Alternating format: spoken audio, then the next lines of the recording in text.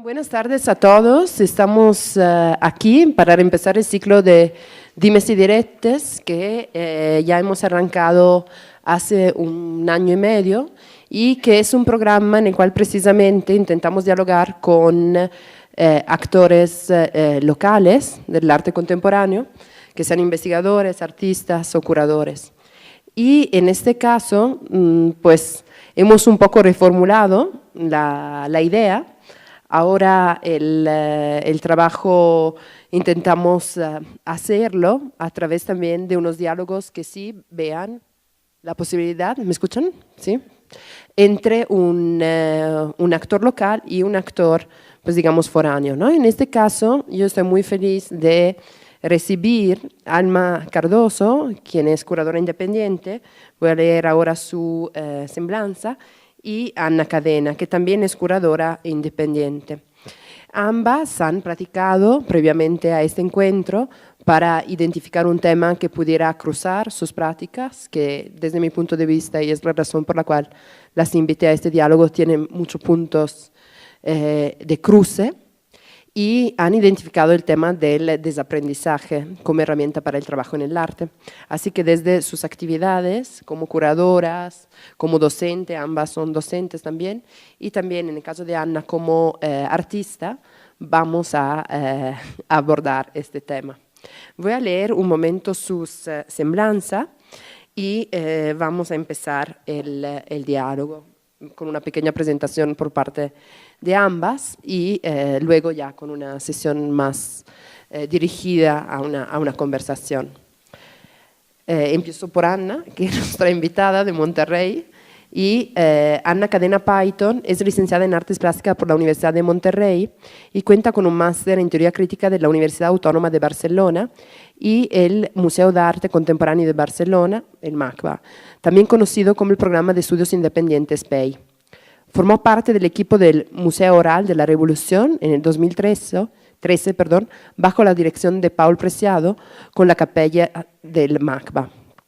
Como curadora ha realizado diversos proyectos, incluyendo No Retén, Migración y Visibilidad, del artista regiomontano Damián Ontiveros en la Casa de la Cultura de Nuevo León en 2016.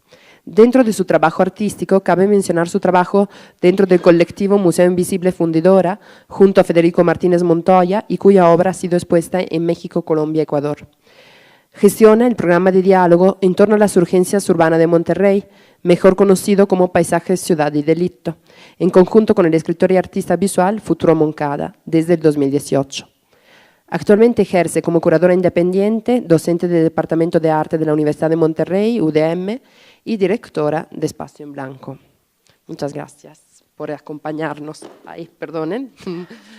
Y voy a leer un momento también de Alma, que muchos conocemos, pero no sabemos mucho su trabajo. A veces los más cercanos perdemos puntos. Y Alma Elena Cardoso es curadora e investigadora independiente. Estudió la licenciatura en Historia del Arte en Casa Lam y la maestría en Teoría Estética del Arte Contemporáneo en la Universidad Autónoma de Barcelona. Ha curado y coordinado exposiciones con instituciones como la Sala de Arte Público Siqueiros, el Museo de Bellas Artes de México y el Museo de Arte Contemporáneo de Barcelona, el MACBA. También ha desarrollado proyectos específicos con centros de arte contemporáneo como la Galería Hauser and Wirth, Calgras, Casa Maud, Cardi Black Box y la Galería del Teatro Nacional de Costa Rica. Como investigadora está interesada en el estudio del trabajo artístico y la precariedad global y la teoría de la reproducción social para la curaduría de arte contemporáneo. Freudiano, fue muy freudiano. Y ha participado en conferencias sobre estos temas en la Universidad de Birmingham, la Universidad Autónoma de Barcelona, la Benemérita Universidad Autónoma de Puebla, el Centro Cultural de España en México, entre otros. Publica en diferentes revistas y diarios sobre arte contemporáneo y crítica cultural, como Nómade e en Kunstung, y es miembro del comité editorial de Cadastos, una revista digital especializada en crítica cultural de Puebla. Bueno, otra vez bienvenido y bienvenidas. Pues empezamos el diálogo con la intención, pues, como decía, de cruzar sus prácticas y también de cruzar más en general un discurso sobre las dos ciudades, Puebla y Monterrey, ¿no? Y pienso que en su práctica vendrá, ¿no?, esta idea del desaprendizaje de por sí como una nueva posibilidad de mirar a la educación en arte y también quizás como una forma de descentralizar, ¿no? Unas geografías más hegemónicas del mundo del arte. Muchas gracias. Pues adelante. Pues de antemano, gracias por estar aquí con nosotras.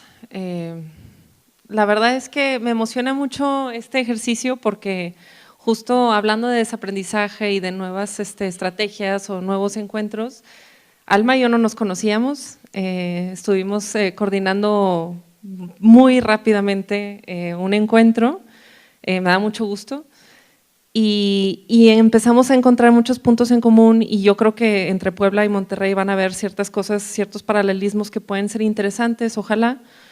Hablar de desaprendizaje es difícil, desaprender algo es muy difícil, hablar de memoria también y hablar de proyectos a futuro pues más, ¿no? Porque nos hacen ilusión, pero van a haber muchos fracasos en el camino, entonces todo tomando esto en cuenta pues con la humildad, ¿no? Pero sí queremos compartirles muchas cosas ahí que nos están emocionando. Entonces, nada.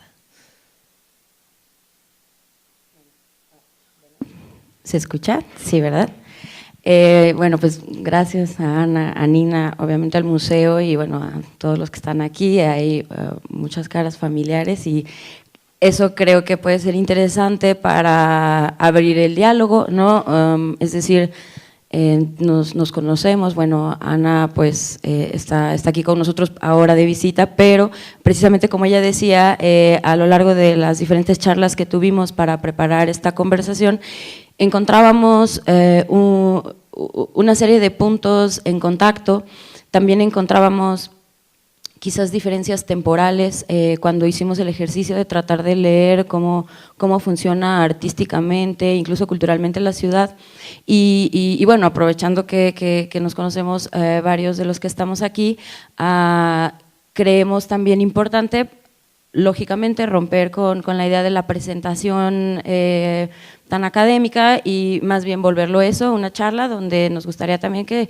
en un momento ahora que después de que hagamos unas pequeñas introducciones, pues también podamos rebotar la discusión hacia ustedes. Efectivamente nosotros llegamos a esta idea, bueno, al título de la presentación, desde pensando en la idea del desaprendizaje, porque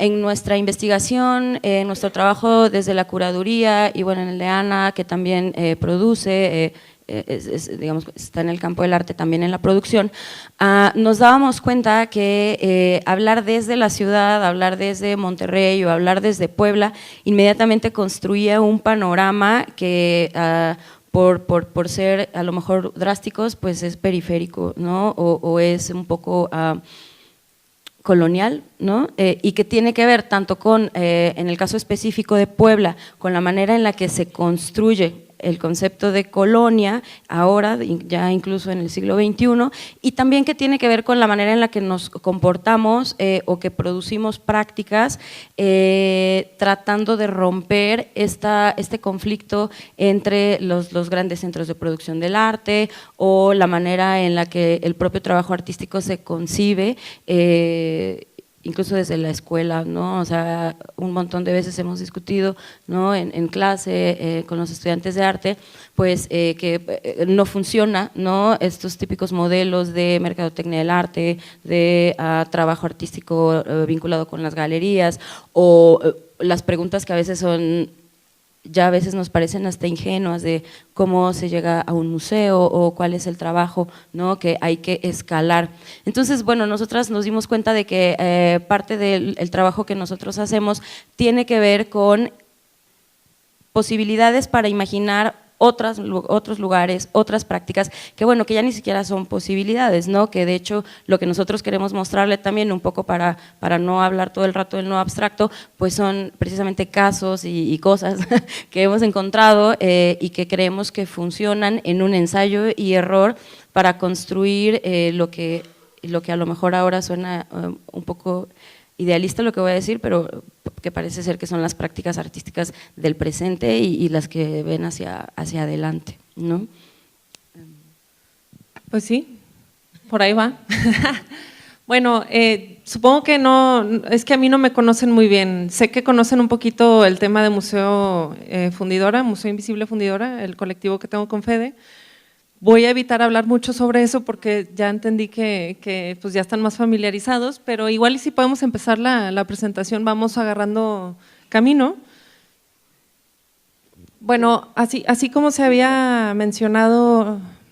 Mejor tú, porque yo soy muy mala. Yo soy una señora, soy súper mala con la tecnología, mejor que no. Pero bueno, hay ciertas estrategias que estamos empezando a apostarle desde Espacio en Blanco y desde mis prácticas y también desde lo que yo doy clase en la UDEM, que es poquito, pero es algo que a mí me parece muy importante y es pensar en la colonia y en la descolonialidad también, como herramienta de desaprendizaje de muchas cosas tóxicas para volver a empezar a producir y a plantear otras identidades. Entonces, pensar en la colonia como punto de partida nos pareció a Alma y a mí algo pertinente. Pensar en la colonia es pensar en la modernidad.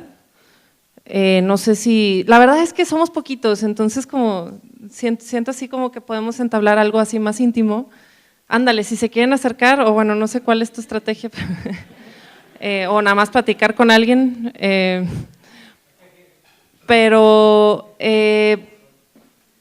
pensar en la modernidad es clave y no sé si estén familiarizados con la modernidad, pero básicamente es pensar en la conquista, en la llegada a las Américas, es pensar en el Renacimiento, es pensar en Occidente, es pensar en cómo Occidente mira al otro y nosotros somos el otro y nosotros hemos construido todo a partir del otro y vivimos dentro del otro, la otredad.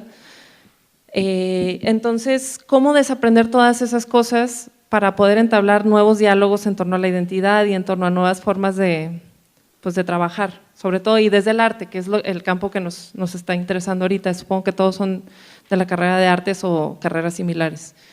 Y pensar en la periferia es un poco pensar también en la otredad, normalmente se da de esa forma. No sé si quieras brincar aquí, tú. Sí, bueno, busqué imágenes que estuvieran interesantes y que, como les dije hace rato, tuvieran que ver con cosas que yo he trabajado. Esta pieza, que bueno, es una apropiación total, ¿no?, de un juguete chino, que seguramente ustedes lo han visto en algún lado o algo similar, pero este artista, que de hecho es un artista de Costa Rica, con el que yo he trabajado algunos proyectos, presentó precisamente para una exposición en el Museo de Arte Contemporáneo de Barcelona, presentó la pieza para una exposición colectiva donde se discutía precisamente el problema de la modernidad. Y en ese entonces, digo, hace 10 años, ya tiene un ratito, estaba uno de los conceptos vitales para hablar del arte contemporáneo, pues era de altermodernidad, que Nicolas Bourriaud acuñó y que usó para hacer la curaduría de la Trienal de la Tate y después usó para hacer un conjunto de exposiciones que tenían que ver con, en el Palais de Tokio, donde fue curador y director durante muchos años. Y bueno, esta pieza me parece totalmente alusiva a la discusión que queremos traer a colación y por donde queremos empezar. Claro, la obra tiene un tono bastante socarrón, ¿no? Él hizo un texto muy pequeño que me pareció muy valioso, eran 4 o 5 líneas y estaban, bueno, al final decidimos ponerlas cerca del texto, porque básicamente lo que él decía era, bueno, que este concepto de altermodernidad construido efectivamente desde un núcleo superhegemónico del arte, ¿no?, y discutiendo en la Trienal de la Tate, en realidad a él como artista centroamericano, que además es un artista que todo el tiempo trabaja con la cuestión de la identidad, le parecía en realidad esta la mejor alegoría. Es decir, un monstruo de 2 cabezas, pero que tiene el mismo estómago, que funciona de la misma manera y que en el momento en el que el ejercicio de la altermodernidad se lleva a un museo, a un espacio tan institucionalizado, pues evidentemente se desactiva, ¿no? Se vuelve una cosa poco poco influyente, ¿no? Para de verdad debatir cuál es la condición de los artistas que trabajan en espacios que están lejos del ojo ahí global, ¿no? De la idea de la modernidad.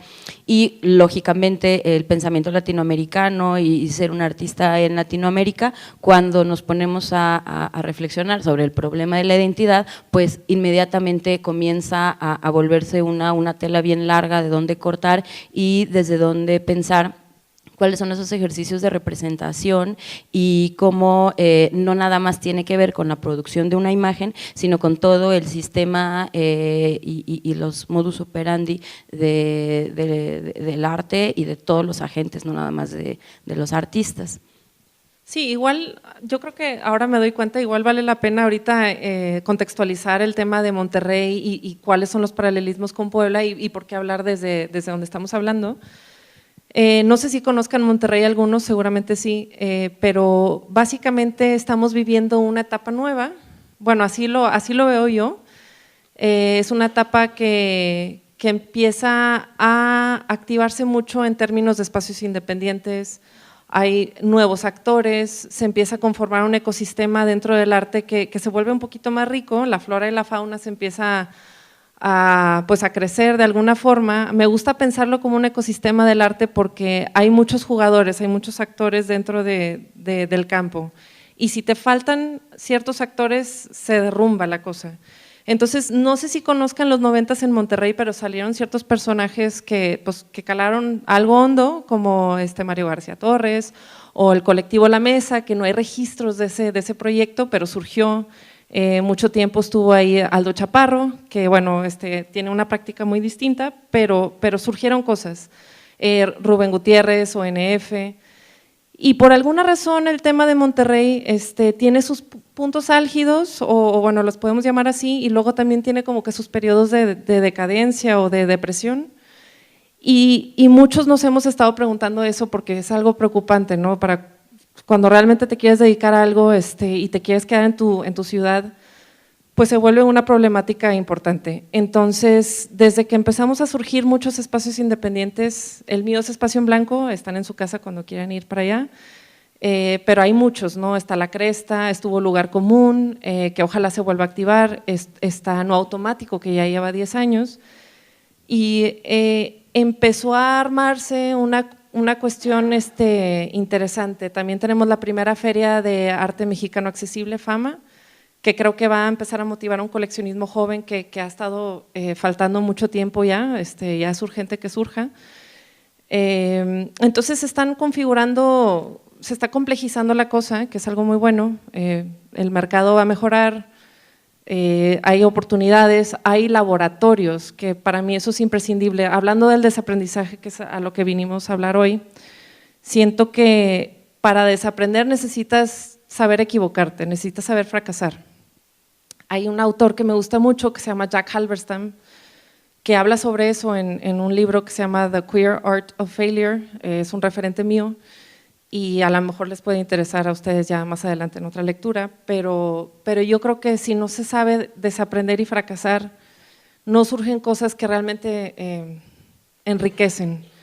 Y bueno, entonces el tema de Puebla y el tema de Monterrey tiene ciertas similitudes, creemos, desde la breve charla que tuvimos tú y yo, en que hay una presencia colonial muy fuerte. En Monterrey a lo mejor parece que hay más imperialismo norteamericano, porque estamos súper agringados, francamente, vi Angelópolis y es un poquito así también el tema, grandes avenidas, mucho coche, las grandes empresas, el tecnológico de Monterrey, pero también hay una presencia colonial que a lo mejor está un poquito más velada en Monterrey, pero por ejemplo, más al ratito les voy a enseñar una pieza que tengo sobre un monumento que es de Carvajal y de la Cueva, que es el fundador del Nuevo León, y se siguen reproduciendo modelos de poder y de verticalidad que siguen influyendo en la vida diaria, que son microviolencias o macroviolencias, como lo quieran ver, yo creo que son muy violentas, pero que entonces mantienen un ritmo de vida y unas ciertas estructuras que permean hasta el campo del arte. Entonces para mí es importante que se dialogue desde aquí sobre eso, y yo creo que Puebla tiene síntomas parecidos. No sé si mejor tú ya hablas mejor de este contexto. Sí, bueno, platicando con Ana, y no sé si por ahí alguno de ustedes pueda ayudarme a tratar de reconstruirle esta memoria, pero cuando ella comenzaba a relatar un poco como esta genealogía, ¿no?, del arte contemporáneo en Monterrey y que se vincula con lo que ella hace y lo que ella investiga, yo trataba también de construir esa misma narrativa, ¿no?, para Puebla, y me encontré con un problema que me parece interesante, digno de investigación y algo para trabajar, ¿no? Y es que la verdad no nos hemos dado a la tarea de una forma sesuda o crítica o consistente de construir narrativas que nos ayuden a mirar hacia atrás respecto a qué es lo que estamos haciendo, bueno, las personas voy a hablar de mi generación, ¿no? Y bueno, también lo que tiene que ver con los estudiantes, ¿no? O sea, no hay como tal por parte ni siquiera de las instituciones, ni de las iniciativas privadas, ni tampoco quizás de la ciudadanía misma, por tratar de hacer documentos que tengan el peso suficiente para construir una narrativa. Por supuesto que existen catálogos, por supuesto que existen historias de exposiciones, eventos que podemos rastrear en el periodismo, pero la verdad es que en el tema de la historia del arte contemporáneo, aunque suena un poco paradójico, Puebla no está en esa situación. Y entonces, a partir de ahí nos preguntábamos, bueno, ¿qué pasa? ¿Cuál es el comportamiento que tiene Monterrey? Y bueno, ahora en un rato echo de nuevo la pelota para allá, que creo que tiene que ver con una importante participación de la iniciativa privada en un periodo, ¿no?, de décadas atrás, para apoyar los proyectos de arte contemporáneo, experimental, emergente, neoplástica, yo qué sé, y nosotros, hablando de Puebla, pues no hemos tenido tanto ese atrevimiento. No sé si alguno de ustedes recuerde algún fenómeno que contradiga esto que estoy diciendo, pero a mí me parece que no. Y además, esos materiales, los pocos o muchos que hemos llegado a generar, tampoco los usamos como herramientas para construir, debatir, mirar hacia el pasado, mirar hacia adelante, o sea, no hemos trabajado con eso, cosa que Monterrey sí. Y sin embargo, sí tenemos también a lo mejor en un tiempo un poco más presente, un cambio, ¿no?, en la relación que tenemos con la modernidad, sobre todo a partir de, bueno, la palabra temida del neoliberalismo, ¿no? Creo que eso es algo que también hace un cambio ahí distinto en la manera en la que estamos produciendo arte, y que a lo mejor no quisiera… Creo que esto va a contradecir todo lo que siempre digo en las clases, pero a lo mejor vamos en dos líneas históricas que va un poco, nosotros vamos un poco atrás, ¿no?, como en ese proceso de desarrollismo, de meter dinero, y a lo mejor también puede ser este diálogo, como obviamente un montón de otros proyectos, un punto para decir, ok, ¿qué podemos cambiar o qué podemos reflexionar, ¿no?, del fenómeno de Monterrey? Igual no sé si podemos avanzar con la presentación. Bueno, claro, es que como estamos agarrando ciertas rutas y luego la presentación agarra otras. Bueno, igual podemos saltarnos y luego regresar al tema de lavanderos, al tema del monumento que abrimos ahí en Vimeo. Justo ya que estamos hablando, a lo mejor aquí podemos introducir el tema de la memoria. Oye, disculpe, a lo mejor estoy saltando mucho, pero se me ocurrió que a lo mejor conviene ahorita hablar de eso, pensando en todavía precisar más la relación entre pensar del pensamiento descolonial y el tema de la memoria y el tema de cómo ejercemos dentro del campo del arte, que creo que ahí es como el punto, ¿no? Este es un proyecto que yo hice y les voy a presentar, que se hizo en el 2000, dice 16, pero bueno, lo empecé a idear en el 15. Es un video de una activación que se trata sobre un monumento que es a Carvajal y de la Cueva, que es el fundador de Nuevo León. Este monumento, como todos, o como casi todos, no sé qué opinen ustedes, en cuanto se monta en la vía pública se olvida, que es irónico, es como una naturaleza súper irónica del tema del monumento. Normalmente los monumentos pues se construyen a puerta cerrada, se ponen a través del Estado, se colocan en la vía pública y se vuelven referentes geográficos. Oye, el cine está al lado del monumento, sí, el del caballo, quién sabe de quién sea, ok, así funciona en Monterrey normalmente. Muy poca gente, de hecho me tocó toparme que supiera quién era el señor, que no se ve ahorita el señor, se ve una vista del caballo y una persona limpiándolo, pero para contextualizar el proyecto, básicamente es el monumento del fundador. Está en Avenida Constitución, que es la avenida de las más recorridas de Monterrey. Está imperdible este monumento, muy poca gente sabe de qué se trata. Y el proyecto consistió en empezar en el Parque La Alameda, donde gente migrante va y busca trabajo, se ubica en el parque en las mañanas, y mucha gente que está buscando mano de obra barata llega en pick-ups, trocas, y los monta, o sea, los trepa con un contrato laboral apalabrado. Básicamente es oye, necesito ciertas horas, estamos construyendo ciertas cosas, te vienes a la obra, te llevo acá, luego te regreso, no hay bronca, te voy a pagar tanto. Y así funciona para mucha gente que llega de paso, porque Nuevo León es un corredor humano de mano de obra barata, de tráfico de prostitución, etcétera. Es un punto súper clave para el narcotráfico también, entonces hay un paso, hay una cuestión laboral interesante. Pero bueno, para que entiendan por qué es importante este señor del monumento, es porque él hizo todas sus riquezas traficando esclavos.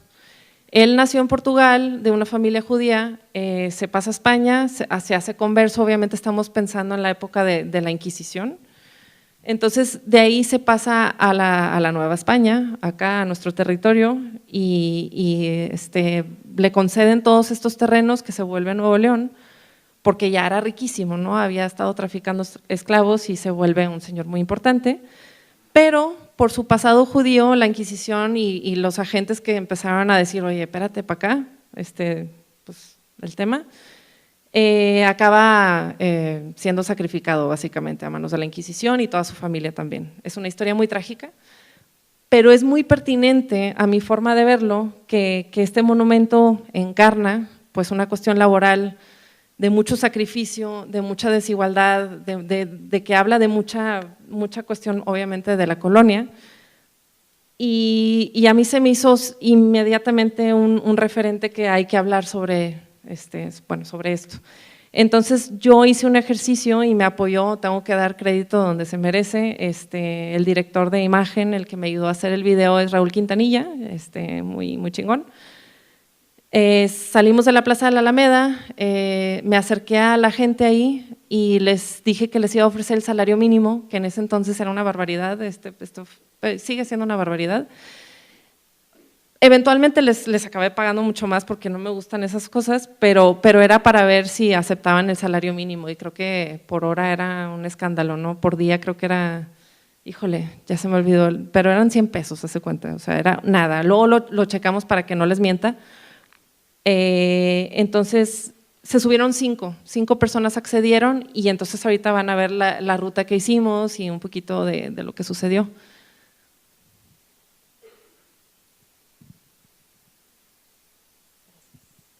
No tiene audio.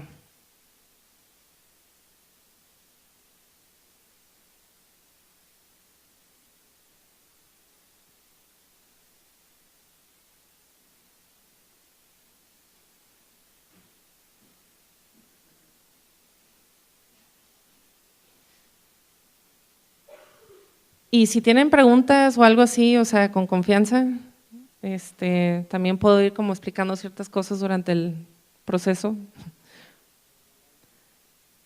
Pero esto es lo que pasa ahí todas las mañanas en la Plaza de la Alameda, en el Parque de la Alameda. Exacto.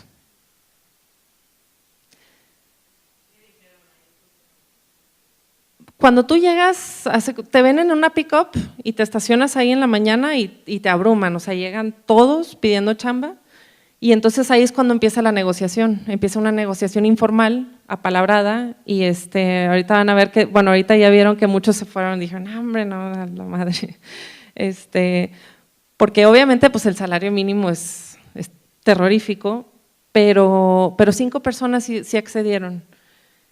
Y la mitad del equipo eran de países de Sudamérica y otros eran personas que nada más necesitaban jale de Nuevo León. Y entonces este es el trato que se hace, te subes a la pick-up, te llevan y luego te regresan. Obviamente les planteé las condiciones, ¿no? Dije, pues hay una persona con la cámara, va a estar filmando todo, esto es un proyecto, no son muchas horas, luego lo regreso. Y sí, pues así empezamos.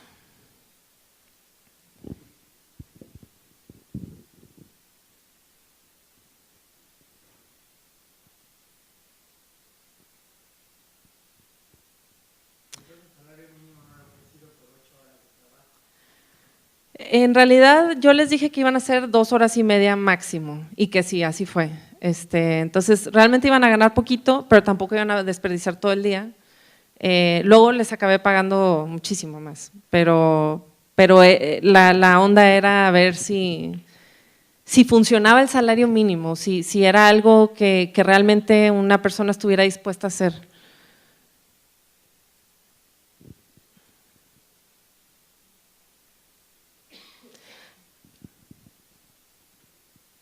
Y bueno, igual y lo que podemos hacer es adelantarlo un poquito para que no esté muy largo. Acá como que sí nos pausamos mucho en las imágenes, hubo todo un debate sobre si iba a ser mudo el video o no y por qué. Al final, después de un par de reflexiones acabamos pensando en que sí estaba pertinente que fuera mudo. Y aquí estamos ya lavando. No pedimos permiso, nunca pidan permiso, yo creo que no vale la pena. No nos pasó nada. Y es agua y jabón, no le pasa nada tampoco al caballo. Justamente este monumento está mirando hacia la colonia de la Independencia, es una colonia obrera, con sus problemáticas sociales, económicas. Es donde viene Celso Piña, es donde surge la cumbia rebajada, en caso de que conozcan o les interese eso también.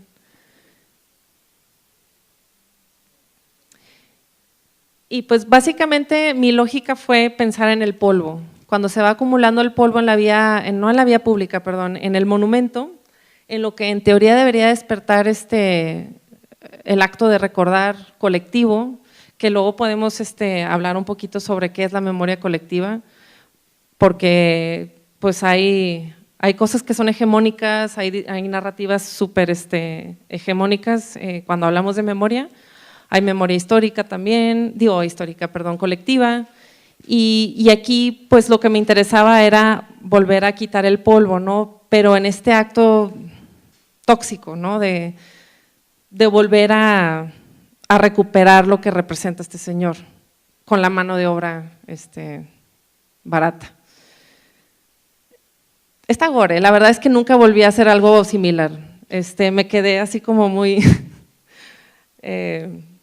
sí caló, pero bueno, fue un ejercicio que quise hacer y también pensando en desaprender cosas y en el fracaso y en cuestionar las cosas, pues fue un ejercicio que para mí significaba mucho por ser parte de mi identidad y pues nada, eso fue lo que se hizo.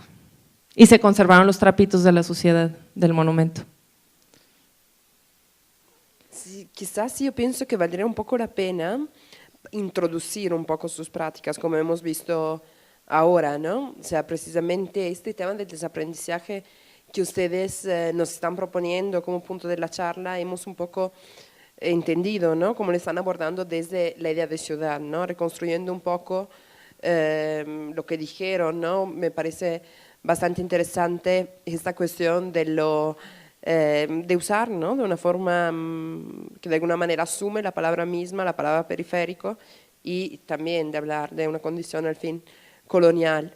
me parece que luego hubo un pasaje, ¿no? Sobre también, además de un espacio geográfico de por sí persistente, hubo un pasaje sobre la institución del mundo del arte. A mí me pareció que lo que dijo Alma, lo que comentó respecto de la obra de Rafael Sáenz, sobre cómo el museo mismo se come y el significado, ¿no? de una pieza que propone una lucha de alguna manera, pues sea interesante y otra vez pues nos hace entender algo más de cómo están abordando este desaprendizaje.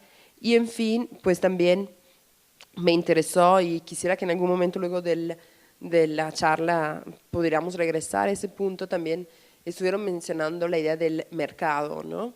Del mercado, tú, Alma, estuviste hablando un poco de la mercado, de toda esta forma de la enseñanza, que pienso sea una discusión que compartieron, y de cómo, pues en efecto, las escuelas de arte parecen orillarse y siempre más, y también, además de las escuelas de arte, también varios tipos de organizaciones artísticas, aunque independientes, parecen orientarse mucho más a la inserción en un mercado al fin parainstitucional y definitivamente aspiracional hacia una hegemonía, y pues esto se reproduce, ¿no? En las escuelas mismas, precisamente en este tipo de enseñanza literalmente irreales, pero que también construyen una materia gris que por allá se queda en realidad al servicio de una reproducción bastante banal y banalizada de las prácticas. Por lo tanto, a mí me gustaría un poquito que esta misma reflexión que hicieron sobre un paisaje, ¿no?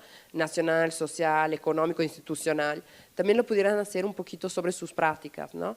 Esta idea del desaprendizaje, no sé, pienso valdría la pena que se presentaran un poquito, ¿no? O sea, que nos contaran un poco desde sus posiciones como curadoras independientes, como artistas, como aquí. Me parece que todas estas cosas que ahora les comenté, pues acá se ven reflejadas muy puntualmente en esa pieza de Anna, que nos pudieran un poco comentar, aunque salgan un poco de la presentación, esto, ¿no? O sea, cómo desde su práctica empezó esta inquietud y qué tipo de prácticas desarrollaron. Si no, las depisto mucho, aunque sea muy, muy breve, para quien no las conozca y poder un poquito orientarnos. No, sí. Sí. Vamos contigo. De hecho, si podemos parar ahí para que no se contamine. No, bueno, lo decía como en el sentido de que si querías como terminar ahí, No, como no, al ser el puente. Para nada. Sí. Bueno, claro, las cosas que nosotros, las cosas que Ana y yo elegimos para mostrar ahora en la presentación, en esta charla, bueno, pues tienen que ver, como bien dice Nina y como planteábamos un poco al principio, precisamente con cómo desde nuestra experiencia de ensayo y error, pues hemos empezado a trazar una ruta, ¿no? Lo que nos parece que puede ser una ruta posible para reflexionar acerca de pues, cuál es la relación que tiene el trabajo artístico en las ciudades, ¿no? Bueno, en particular Monterrey y Puebla, con la práctica en general del arte, y una situación que también nos parece que, pues aunque se habla desde lo local, comparte con un montón de otros lugares y un montón de otros fenómenos, ¿no? ¿Pueden poner la siguiente? Gracias, perdón. Bueno, voy a aprovechar que tiene mucho que ver con el que mostró Ana hace un momento. A mí, de hecho, me interesa en el ejercicio curatorial y también de crítica pensar precisamente cuál es el comportamiento de las instituciones en tanto, pues claro, los aparatos, ¿no? Ahí de hegemónicos, ¿no? De la práctica. Y por otro lado, o bueno, no por otro lado, de la mano, me interesa cómo es que el trabajo artístico, de alguna manera, ya sea desde dentro, que es prácticamente lo que empecé a investigar al principio de mi trabajo, cómo desde dentro trata, pues no sé, de sabotear o de estirar el límite o de siquiera andar, ¿no? Tratar de recorrer en el campo de lo institucional e incluso incluso de lo estético-filosófico, pues a dónde va la idea de arte vinculada con su tiempo. Y bueno, pues como resultado de las investigaciones, creo yo, y es algo que también pensábamos platicar como la estrategia descolonial, ¿no? Creo yo que en la circunstancia en la que estamos ahora, el trabajo artístico es un poquito como una pelota, ¿no? que rebota y que choca con un montón de frentes, y que los artistas pues finalmente no están en un frente y las instituciones en otro, ni siquiera aquellos que critican a la institución, ¿no? O sea, la trama es un poco más compleja que buenos o malos, ¿no? O sea, en realidad las políticas del arte, como la política en general, simpatiza de muchas maneras con muchas prácticas y al mismo tiempo se vuelve antagónica de ellas. Eso es básicamente lo que a mí me interesa, y claro, ahora los casos que les he traído tienen que ver precisamente con eso, no solo en Puebla, porque de hecho, bueno, pues yo en realidad tengo poco tiempo viviendo aquí, aunque nací aquí y tengo una conexión emotiva y ahora laboral muy interesante con la ciudad, pero que en realidad con todos los artistas de Puebla con los que he tenido la oportunidad de trabajar y de empezar a desarrollar proyectos, pues en realidad me muestran algo que yo he trabajado en otras ciudades, ¿no? O sea, creo que hay coincidencias interesantes y que obviamente tienen que ver con el orden social, político y económico en el que todos estamos, y que cada quien pues lo trabaja como puede, ¿no? Pensando en esta relación que preguntaba Nina, que comentaba Nina, este es el proyecto que estoy trabajando ahora con otro artista. De hecho, bueno, estas obras no son del artista con el que trabajo, no se asusten. Esta escultura que ustedes ven aquí, perdón, apunté el nombre porque es una cosa que estamos investigando como justo ahora, les voy a contar como en lo que va, y que es interesante como la relación de la práctica artística, ¿no? con el monumento. Estas esculturas son de un escultor, arquitecto que se llama Jorge Jiménez de Heredia, que es un artista de Costa Rica, que todo el tiempo, digo, no sé si esto les suena familiar, no voy a decir marcas, pero todas las plazas públicas de todos los espacios de San José están adornadas con estas esculturas. Y entonces ¿cuándo fue? El 19 de febrero, bueno, un par de días antes, en una plaza, si ven atrás, está la Plaza de la República, ¿no? Y frente hay como ahora un gran complejo comercial, inauguraron otro conjunto, ¿no? Y obviamente multimillonario, lo de siempre, la historia que nosotros ya conocemos y que en cualquier ciudad sucede, sobre todo en las ciudades periféricas, ¿no? Y entonces, en la madrugada, un chavo, que ahora estamos tratando de averiguar quién es, fue y rayó, me encanta la frase, puso todas iguales. O sea, es un acto artístico, ¿no? En realidad… ahí está bien, es solo eso, perdón. Puso ahí, puso esa inscripción, los policías obviamente lo vieron, el chavo está en la cárcel, de hecho sigue en la cárcel, o pagó una multa ayer antier, ¿no? Y la cosa es que ahora hay policías resguardando la escultura de este señor. Y es un estudiante de la Universidad de Costa Rica, estamos así haciendo changuitos de que ojalá y estudie arte, pero bueno, creo que no. Creo que a lo mejor eso sería como incluso más significativo, ¿no? Porque el acto de denuncia, ¿no? que está llevando a cabo esta persona es de una crítica estética ipso facto, ¿no? Y que además tiene que ver con la relación que existe con el monumento, ¿no? Y con esta visión opuesta en la que la colectividad no se identifica e incluso está harta, ¿no? como de esa forma de imponer una visualidad. Entonces, bueno, el trabajo curatorial que yo llevo a cabo tiene que ver con eso, no, obviamente, y como también ahí en la reseña traté de señalar al principio, no es esta idea del curador el autor, ¿no?, que está ahí firmando un textazo, porque obviamente ni tengo la edad ni las pretensiones de hacer eso, más bien pensar en la curaduría como un ejercicio eso de entrecruzamiento y que tiene que ver con el desaprendizaje, ¿no? O sea, la estructura en la que yo entendí la curaduría en la licenciatura no tiene nada que ver, ¿no?, con lo que ahora estoy tratando de hacer, y por supuesto que hay montones de personas, ¿no?, que están de acuerdo con que esa no es la práctica curatorial. Y bueno, creo yo que una cosa interesante que sucede en la práctica curatorial y en la práctica artística tiene que ver con el emplazamiento, ¿no? O sea, cómo la ciudad se vuelve una plataforma para ver, para hablar y para discutir precisamente cuáles son los relatos, las historias, y creo que ahí es donde el trabajo artístico pues evidentemente toma parte, lo mismo que el trabajo de los diseñadores, de los arquitectos, en realidad creo yo que de toda la gente que trabaja con la visualidad en el campo que a mí particularmente me interesa. Y entonces, bueno, en este proyecto, ya para darle la palabra a Ana, ahora lo que estamos haciendo es que el artista con el que estoy trabajando queremos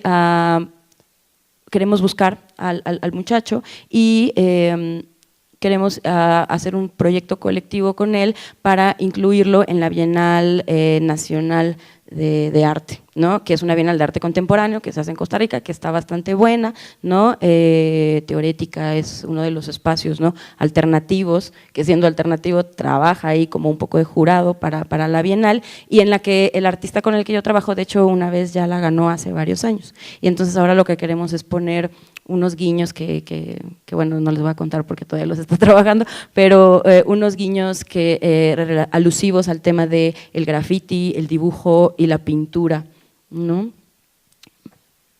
Sí, pues se relaciona muy bien en el sentido de que es el acto de señalar, ¿no?, que es también algo lo que yo quería hacer un poco. Entonces esa cuestión de señalar en la vía pública, ¿por qué no, no? O sea, es nuestra vía pública y no sé, a lo mejor hay muchas lecturas que se pueden hacer en base a eso.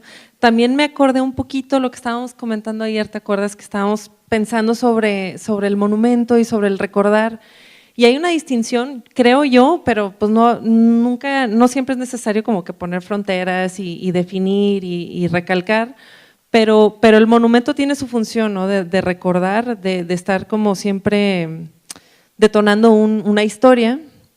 Y también hay arte público, hay artistas que están proponiendo cosas en la vía pública. No sé, porque no conozco el contexto en este caso, si sea un tema de monumento, si tiene referentes históricos o si es una cuestión estética que está funcionando allá. Pero ese acto de señalar se me hace importante, y se me hace importante que la gente también ejerza su derecho a estar en la vía pública y hablar desde la vía pública. Entonces, ojalá salga adelante ese proyecto. Y si no se gana el premio vamos a hacer una huelga enfrente de la… Vamos a intervenir otra vez. Súper. Pues creo, igual y podemos, bueno, no sé tú si tenías algo que… Sí. Igual y podemos como otra vez retomar las imágenes, porque hablando de las prácticas, porque una cosa es abordar el monumento y repensar el monumento, que luego podemos recuperarlo y pensar en cómo recordamos, pero hablando de nuestras prácticas, bueno, sí, yo creo que ya conocen el proyecto, pero así como un repaso breve, Fede y yo, Federico Martínez Montoya y yo, estuvimos trabajando varios años con los exobreros de la fundidora de Fierro y Acero de Monterrey. Marcó hondo en la cultura regiomontana, sobre todo en la cultura laboral regiomontana. Nace en 1900, la empresa cierra en el 86. Se supone que hubo muchos movimientos ahí detrás del agua, involucrando Echeverría y otros agentes para que muriera la empresa. Cierra de repente, de la nada, el 10 de mayo. Bueno, el 10 de mayo se hace oficial. Y los obreros ahorita, los exobreros tienen 90 años más o menos. Entonces, Fede y yo, Fede que viene de una familia que estaba más cercana al tema de lo fabril, de la industria, y yo, por ser muy de Monterrey y por pensar sobre qué pasa con nuestra memoria, decidimos hacer mancuerna y hacer este proyecto que implicaba tallereos con los exobreros continuamente por varios años y hacer ejercicios como el que ven aquí, que se llama Más de 3 hectáreas. Entonces, después de cierto tallereo y ganar la confianza de estas personas que pues son una comunidad y nosotros somos externos, es un trabajal, francamente, pero vale mucho la pena. No siempre funciona, es algo delicado. Y logramos entablar una buena relación y en este caso con Mario Montalvo, un señor que realmente se prestó muchísimo al proyecto y estamos súper agradecidos con él, decidimos hacer un recorrido por el parque. O sea, el mapa que ven es el Parque Fundidora y este plano, este levantamiento sencillo, es el recorrido que hicimos. Le pedimos que empezáramos por allá, por donde estaba la Rueda de la Fortuna, y él decidió caminar lo que él quisiera. Y con una app estuvimos marcando el transcurso, pues la geografía, ¿no? Entonces, íbamos a hacer 3 hectáreas porque hubo una petición para 3 hectáreas de la fundidora por un grupo de exobreros para tener su propio museo de la memoria, que se me hace muy coherente, y no les concedieron ese terreno y existe otro museo con otra historia que sí funciona y que está ahí. Y está muy bien el museo, pero no necesariamente tiene todas las narrativas históricas. Y pensando en eso, pensando en múltiples narrativas de la historia, que es algo que yo creo muy pertinente y que siempre sucede, pero siempre por alguna razón marcamos una hegemónica, ¿no? Entonces decidimos hacerlo, aunque no tuviéramos un peso. Entonces dijimos, ¿cómo podemos hacer un museo que ellos marquen y que sus recuerdos estén ahí? Pues hacerlo intangible, por eso nace Museo Invisible Fundidora.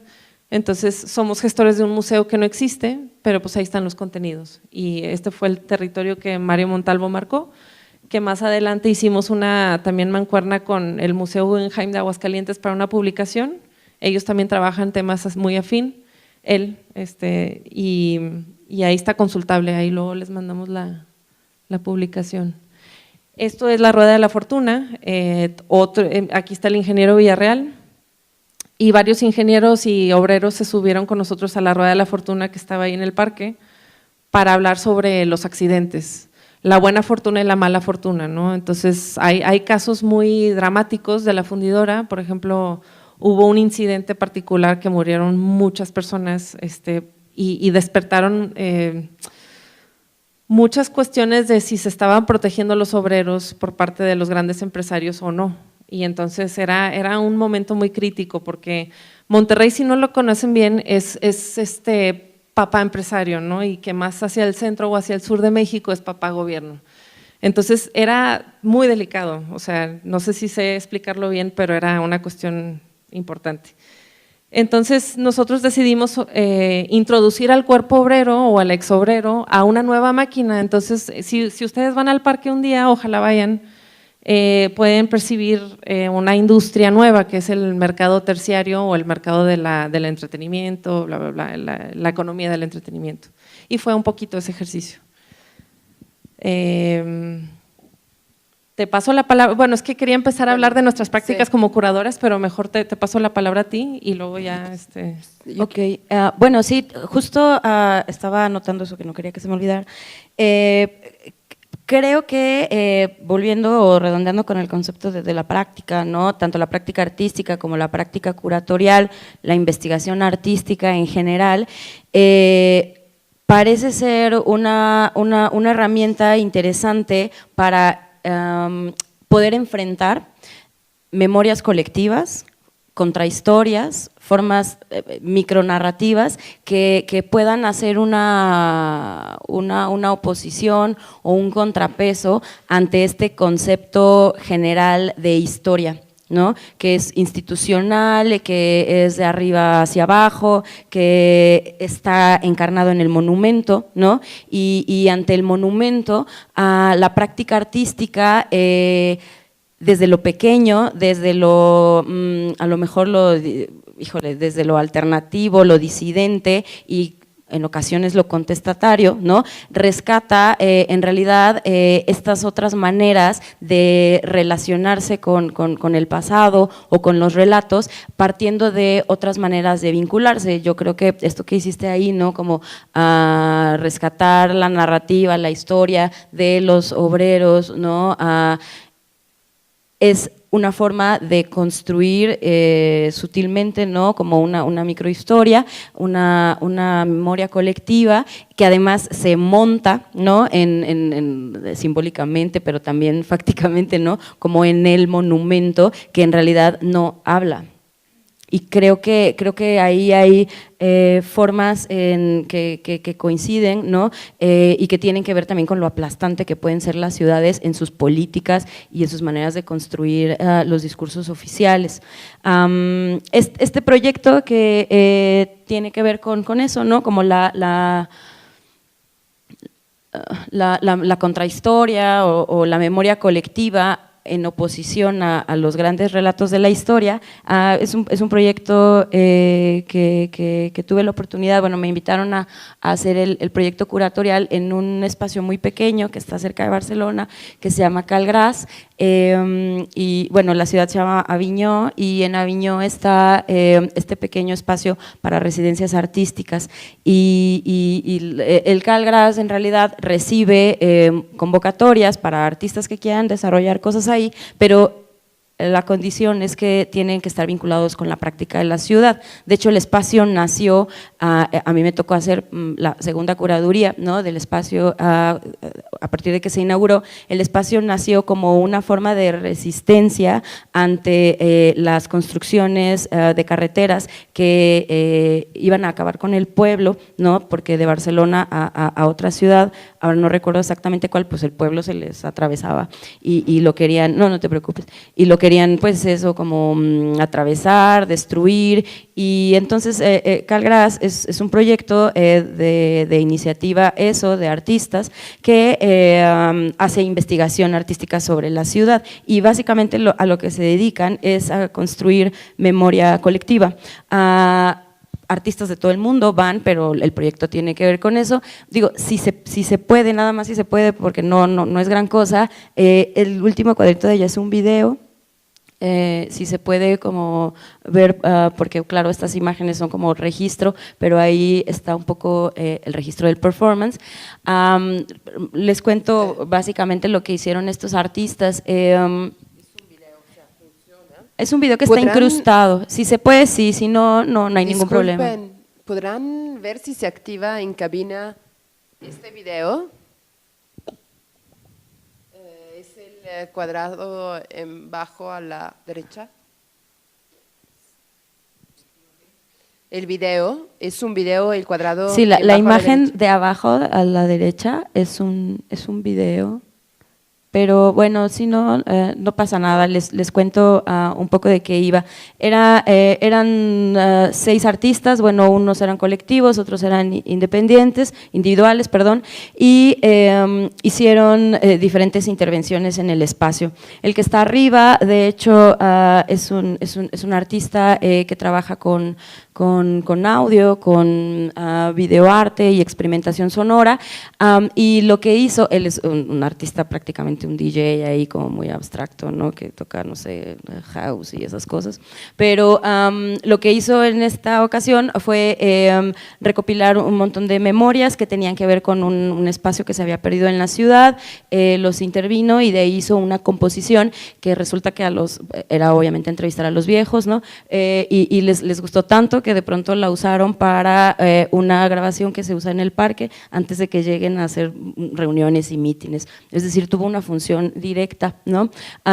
El que se ve del otro lado, arriba, es el colectivo Mixité, que también son artistas sonoros, y ellos grabaron este río, que de hecho es un río limpio, no es un río sucio, pero el Ayuntamiento de Cataluña decidió entubarlo porque había que hacer una construcción muy específica de modernización, entonces un poco como en un giro nostálgico, ¿no? Grabó ahí los sonidos del río que muere, y bueno, tanto la pieza de abajo, sobre todo, bueno, lo que se ve del otro lado es un artista que hace performance, anduvo toda la ciudad, digo, tampoco es tan grande, yo creo que será del tamaño de San Andrés o un poco menos, ¿no? Pero anduvo toda la ciudad con zapatos de ciertos oficios que estaban por desaparecer en la ciudad, en tanto que igual la modernización estaba, digamos, poniéndolos en desuso, ¿no? Digo, el video es un andar, no hay gran problema, lo interesante es que son un montón de zapatos, ¿no?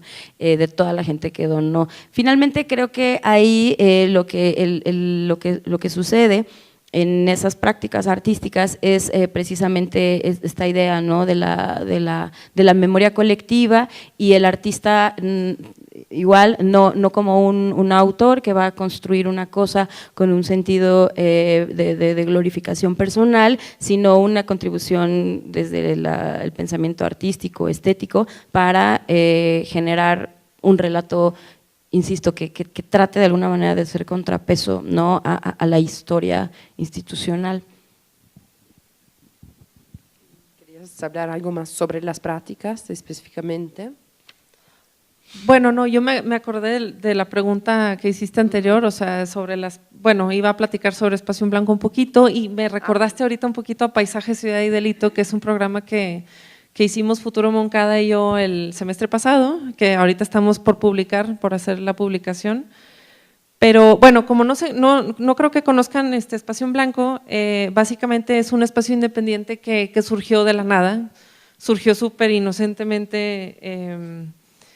Un encuentro con un amigo, dijimos, ¿por qué no hacemos algo? Estamos aburridos, y propusimos hacer como una cita de una película en la terraza, y funcionó. Al siguiente día nos estaban pidiendo otros eventos.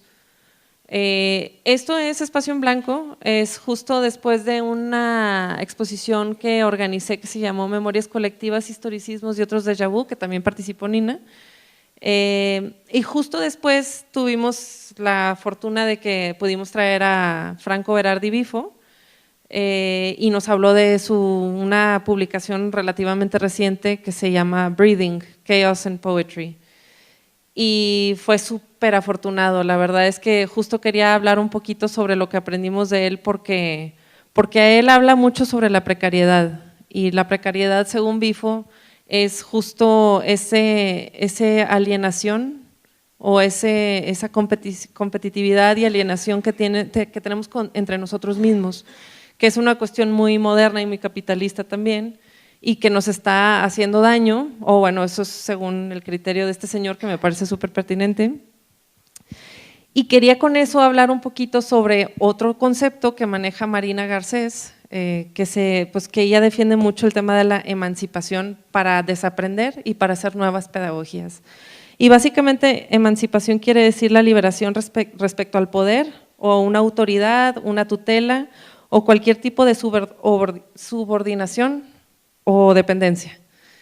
Entonces, en Espacio en Blanco lo que empezamos a armar orgánicamente al principio, pero luego se empezó a hacer un poquito más concienzudo, es hacer laboratorios, diálogos, charlas, en donde pudiéramos estar recibiendo estos contenidos, entenderlos y poder ejercerlos, ponerlos en la práctica, y también involucrarlos en la vida personal y afectiva, porque se hizo una comunidad. O sea, la gente que va a Espacio en Blanco, ándale, hay una imagen que empezó en la terraza justo ahí. Desde que empezamos hasta que seguimos siendo una comunidad, y se viene sumando gente, no necesariamente del arte, que también siento que es muy importante.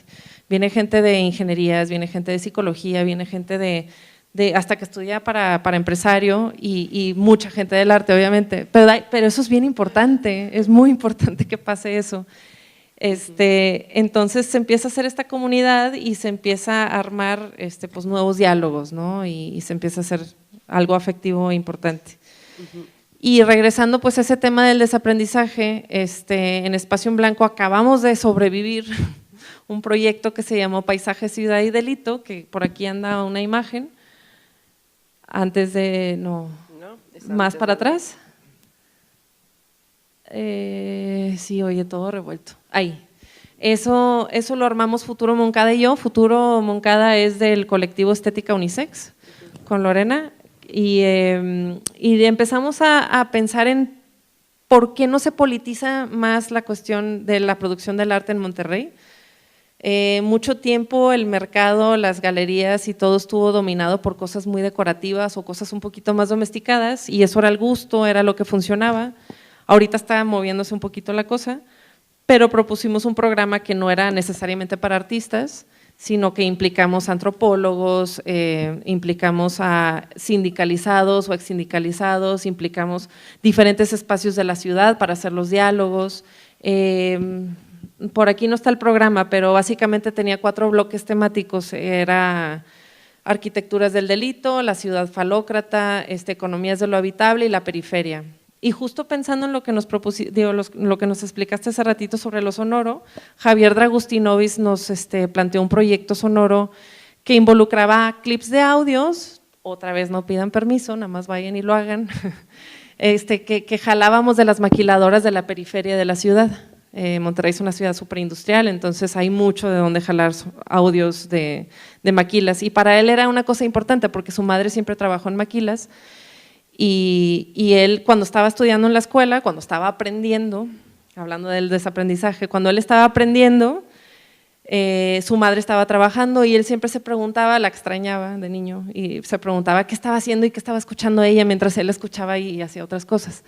Entonces ese proyecto nació a partir de eso, entonces le ayudamos desde Espacio en Blanco a sacar los audios, se vino a Monterrey y buscamos un DJ que al final acabó siendo Daniel Pérez Ríos, que es muy buen artista también, para mezclar los audios, o sea, sí jalamos otra vez también un DJ ahí y se activó ahí un diálogo escuchando los ruidos de la fábrica.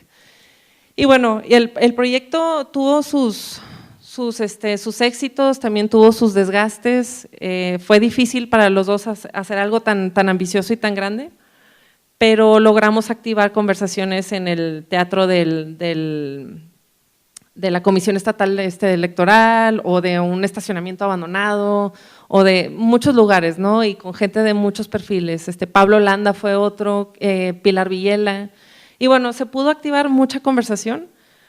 Pero bueno, ahorita está por salir la publicación, ya les platicaremos de eso cuando salga y luego, aprendiendo de eso y de sus fracasos también y desaprendiendo de eso también, estamos ahorita trabajando en un proyecto que se llama Laboratorio Indisciplinario y es un programa pedagógico que se sale de las lógicas de las instituciones educativas y vamos a estar proponiendo nuevos contenidos, nuevas formas de desaprender y aprender. Y básicamente va por ahí. Bueno, quisiera hacer un momento, una paréntesis ahora que entendimos como un poco más cuáles son sus prácticas y igual que antes quisiera poner sobre el plan, sobre la mesa algunas cosas que han estado diciendo y cosas que vinculan estos temas de la desaprendizaje, como ustedes dicen, ¿no? O sea, precisamente me parece que en ambas exista este interés para la ciudad. Me parece que hay un punto muy importante que mencionó Alma cuando nos estaba explicando este proyecto que vas abordando, que ya entendimos también un poco más cómo trabajas como curadora, o sea, cuáles son tus procesos de acompañamiento respecto a la práctica y me interesó mucho esta palabra que estuviste mencionando y que era lo no artístico, ¿no? De repente explicando y me parece que este término regresó, ¿no? Luego, precisamente porque un poco se insertaba en esta duda que teníamos en la primera pregunta, bueno, más que pregunta, pues cuestiones acá que yo ponía, que era precisamente esta cuestión del aprender a estar, ¿no? En un sistema. Entonces, igualmente, además de otros puntos en común, pues claramente hay una visión hacia la ciudad pues que es definitivamente política, ¿no? O sea, cómo puede suceder en ese pueblo de Cataluña, cómo puede suceder en Costa Rica, cómo puede suceder en Monterrey. Me parece que este cuestionamiento que tú nos pones, preguntándote por qué el arte no es más político en Monterrey, en realidad debería de ser un cuestionamiento más general que me gustaría un poco pues poner acá y preguntarle, ¿no? ¿Por qué y cómo el arte pudiera ser más político, pudiera tomar más posición en general. A partir, pues, y creo que acá también ustedes tendrán muchísimas cosas que comentarnos respecto a la idea del desaprendizaje mismo, ¿no? O sea, me parece que es interesante también lo que mencionas respecto a Espacio en Blanco como un lugar que tiene una capacidad de atraer en un debate hacia el arte contemporáneo, porque a veces sí se coagula en una exposición, pero la mayor parte de las veces realmente son procesos de compartir una charla, compartir un proyecto, compartir una investigación. Y esto a mí se me hace muy necesario, ¿no? O sea, como una comunidad, cuánto es peligroso el momento en el cual las comunidades artísticas parecen juntarse alrededor de un guiño al mercado, y cuánto necesario es retomar políticamente una posibilidad distinta, ¿no? Entonces, pues yo hasta acá las dejaría. Además, pues que escuché y me dio curiosidad que retomaran, pero también siento que esta visión tiene mucho que ver con esta toma de posición política, lo que ustedes iban mencionando sobre la memoria. Es intrínseco a muchas de las piezas que vimos, la forma en la cual van trabajando este tema, lo van proponiendo eventualmente artistas con lo cual trabajan, lo ponen en tensión y eventualmente, como las dos lo dicen, lo remixan, ¿no? Literalmente, pero bueno, también a la luz de un presente, lo cual me parece importante. Y pienso que esto también se vio en esta incapacidad que tú señalabas respecto del caso de Puebla, que quizás en Monterrey es más incipiente como discurso, aunque pues ya sucede y todo, y ya tiene muchas más pruebas. Es eso de la escritura, ¿no? De una memoria, desde dónde escribir la memoria, que es una forma, según yo, igualmente de desaprender y de asumir una posición política. Acá les dejo como alguna lectura de lo que yo escuché. Ok, sí, está difícil, no es cierto. Creo yo que, vale, a ver. Me parece que cuando es inevitable, ¿no? En el momento en el que hablamos de política, pensar en esta expresión, ¿no? Que es el lugar de enunciación, y lo territorial se vuelve siempre importante, ¿no?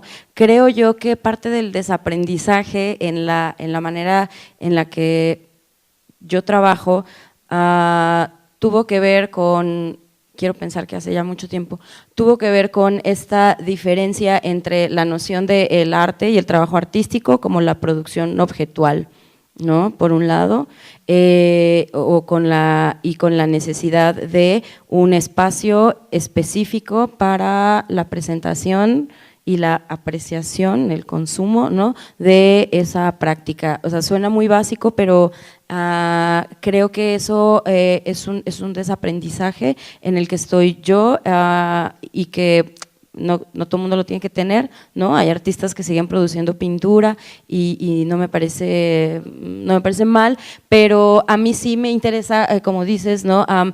Las tensiones que están en esas relaciones políticas, más allá del simple pensamiento del trabajo artístico como el artista de estudio, ¿no? Que produce objetos y que luego va y los expone, que es una visión que creo que está superada, ¿no? Creo que ahora las formas de trabajar tienen que ver con muchas otras relaciones y además están desbordadas, sea para criticarlas o no, para criticar o no la propia institución artística, la práctica misma está desbordada, ¿no? En el caso de Puebla, creo que hace falta, ¿no? Como todavía esa explosión de espacios independientes, claro que los hay, ¿no? Pero también hablábamos en ocasiones de que hay una fugacidad en el sentido de que no hay un interés por construir algún tipo de documento, ¿no? Y que los que hay también necesitamos, a lo mejor como comunidad artística, ¿no? Agarrarlos. Creo que ese también es como un encuentro interesante que estaría pendiente, como pensar, ok, ¿qué hemos generado? ¿Qué documentos se han generado las personas que han trabajado antes que nosotros o que han trabajado al mismo tiempo que nosotros, pero tuvieron la sagacidad como para hacer documentos antes y dónde están, ¿no? Leámoslos, hablemos de ellos, eso es lo importante, creo, ¿no? Del documento y del archivo, como leerlo constantemente y que eso derive en espacios, en textos, en proyectos, en intervenciones en la calle y demás. Déjame revisar cuál era el otro concepto que me habías dicho que me parece interesante. Claro, bueno, la relación con la economía, ¿no? Que de hecho es lo que yo he trabajado más aquí en Puebla, desde un campo que a lo mejor para los que estamos aquí es un poco más invisible, ¿no? Yo he trabajado con coleccionistas, con galerías, con potenciales inversionistas, y desde ahí yo también estoy tratando de construir un desaprendizaje con estos otros tipos de agentes, ¿no? Del circuito, para promover otro tipo de concepción, ¿no? Que desborde la idea de objeto y que tenga una relación diferente. En ese trabajo que yo hago aquí en Puebla, bueno, una de las cosas que de hecho sí logré compartir con algunos de los que están incluso aquí, pues es lo que sucedió en la 3 y la 4, ¿no? Donde poníamos un poco a discusión qué es el valor, ¿no? Cómo se produce valor en el arte, y que creo yo que en la relación con economía y con el pensamiento o con la acción del trabajar artístico hay todo un campo que no está tampoco puesto sobre la mesa, y que también platicábamos tú y yo, ¿no, Ana? Cuando tú comentabas, ¿no? Como cuáles son las estrategias y esas formas de desaprendizaje que estás llevando a cabo, en los que te preguntas, bueno, ¿hacia dónde va ahora, ¿no? La producción de valor, el financiamiento, que existan este tipo de lugares, ¿no? Sin caer en lo mismo, ¿no? Sí, de hecho ahorita me acordé de un espacio que me gusta mucho, hablando de estrategias, ¿no? Porque estrategias es algo que siempre estoy tratando de explorar, y que la verdad es que estamos en un proceso, o sea, no vengo aquí como experta ni mucho menos, todo lo contrario. Y pues justo hablando del desaprendizaje, hay un espacio que se llama Apex Art en Nueva York, que está interesante porque las residencias que hacen ellos para artistas jóvenes implica la no producción absoluta. O sea, tú vas a una residencia ya con ellos y no puedes hacer nada. Lo único que te permiten hacer es ir a un campo de fresas a sembrar y a ver cómo siembran, o ir a la corte y ver cómo enjuician a una persona, o ir como ciertos lugares y ciertas situaciones que muchas veces cuando tú estás pensando en vender en una galería y estás en tu taller y haciendo objetos, pues nunca te enfrentas. Entonces como que es un poquito de descolocar. Esa es una estrategia que aplican algunos espacios que se me hace interesante. Nosotros no lo hemos hecho, pero pues es parte, ¿no? de salirse del objeto y ver cómo se entablan nuevas discusiones y nuevas dinámicas. Yo no le veo nada mal, obviamente, o sea, el objeto es necesario, obviamente, y más bien hay que verlo como un medio. O sea, si no lo estás usando como un medio potente, pues mejor no lo uses, porque todo objeto y todo medio necesita también su respeto, ¿no? Pero sí, o sea, la onda del desaprendizaje es descolocarse, salirse de su zona de confort y aprender cosas nuevas para poder llegar a producir otra vez, porque si no desaprendes, no aprendes. Básicamente, pues, y súper sencillamente por ahí va, ¿no? Sí, sin más. Y pues el tema de la descolonialidad es esa ruta, es el mismo camino.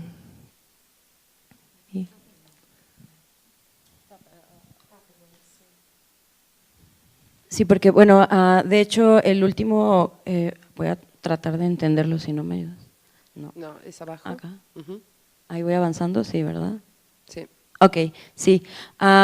Bueno, ahora de lo que hablaba un momento, ¿no? Que era precisamente una de las cosas que yo trabajé en la 3 y la 4, y tratando de sondear esto con los artistas, para después contraponerlo con las investigaciones que yo hago en lo que tiene que ver con economía del arte, pero desde el punto de vista de quienes lo adquieren.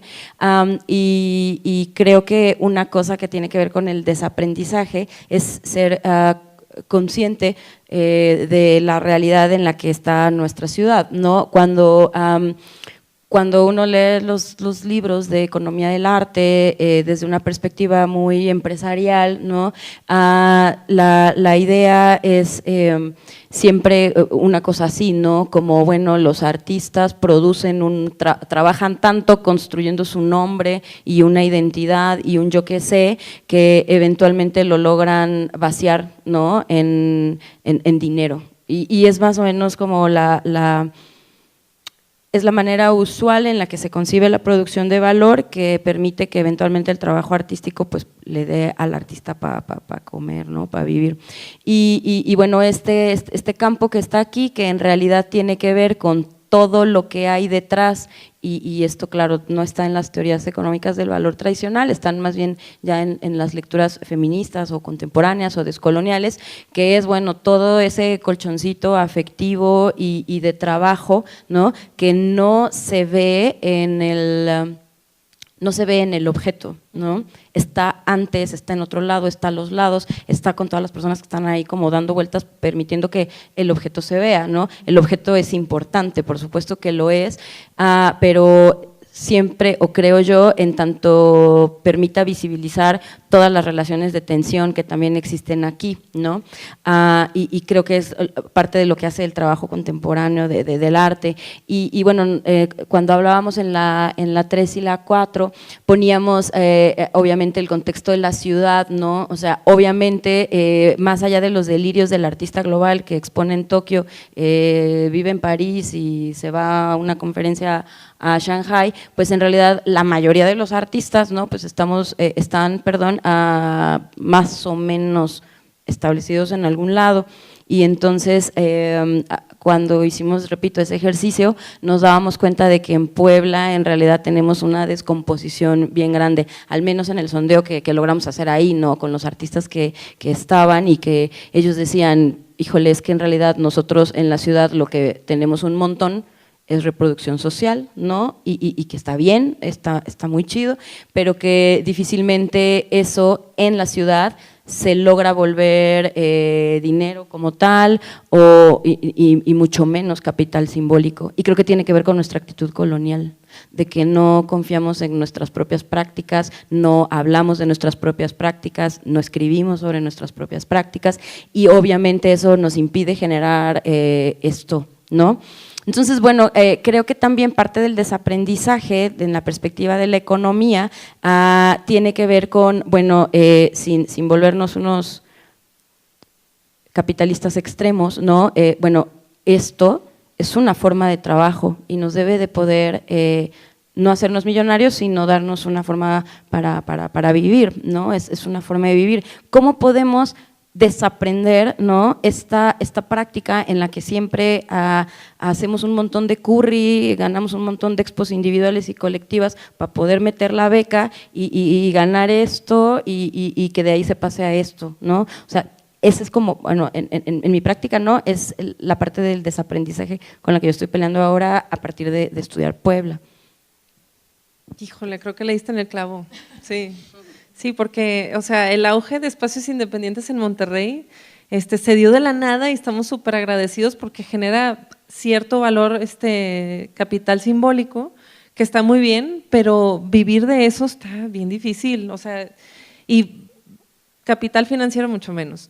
Pero entonces ahorita estamos, por ejemplo, Espacio en Blanco ahorita está en un momento en donde dices, bueno, ya llevo 4 años, si no cambio este modelo, pues a lo mejor ya generamos cierto capital simbólico, humildemente, o sea, hasta donde llegó, pero tenemos que evolucionar, porque si no, no funciona la cosa, así está muy difícil. O sea, le diste ahí.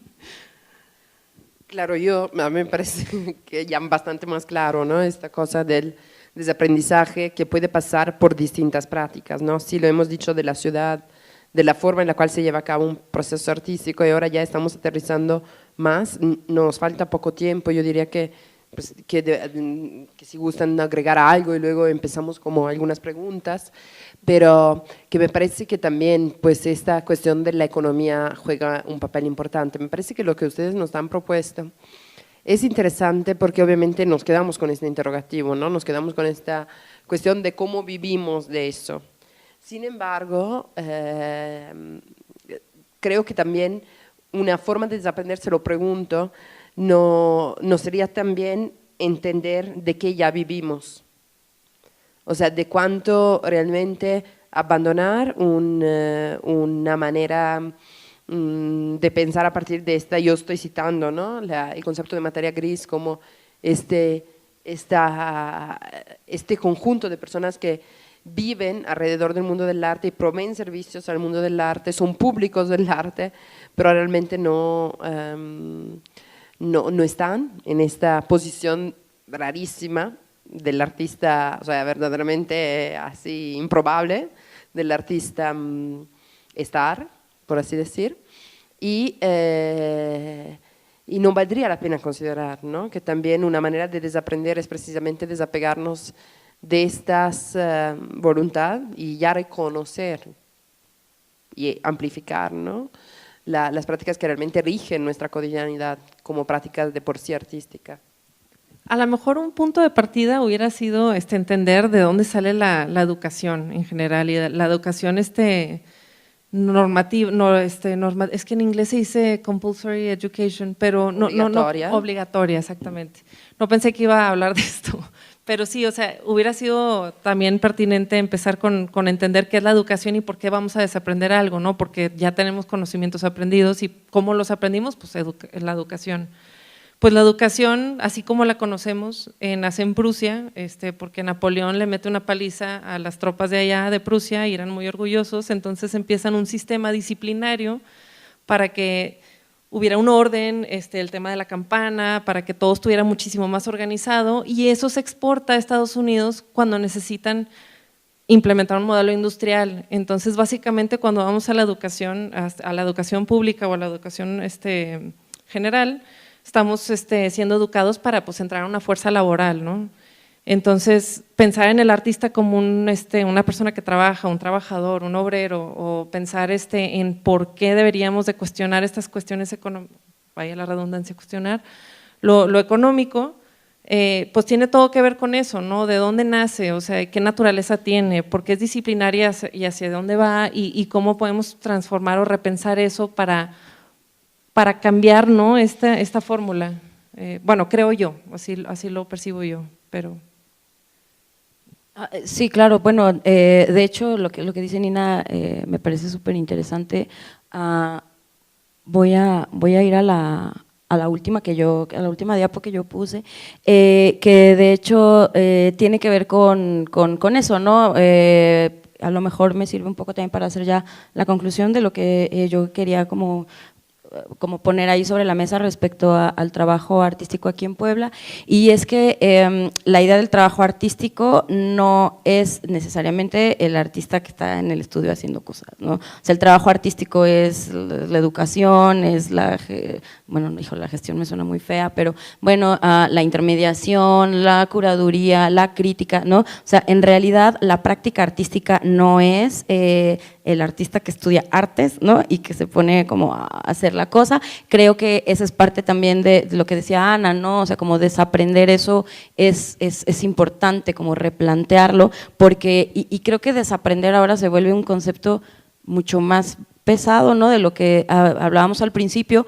porque gran parte de lo que hacen los artistas y la gente que está, ¿no?, en la práctica artística es constantemente hacer ver cómo hemos construido en la modernidad modelos que cada vez se vuelven menos cabales.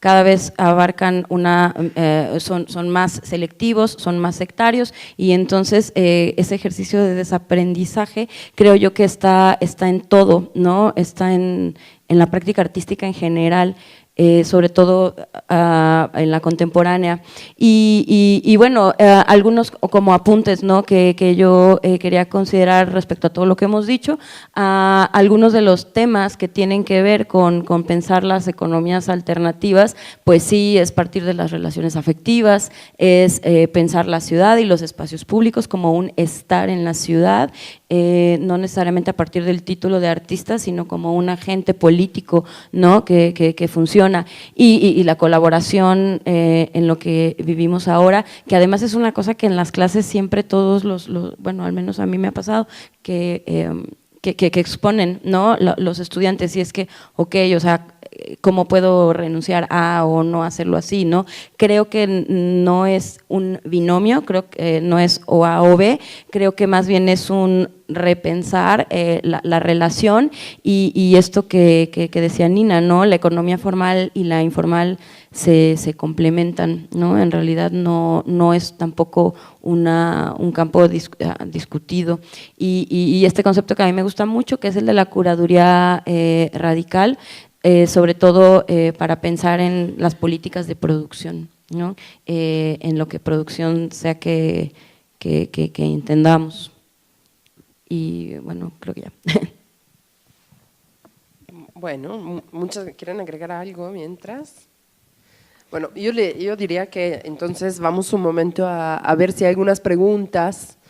Me parece que este último apunte también nos da un primer cierre, ¿no? Como unos puntos sobre lo que hemos estado diciendo.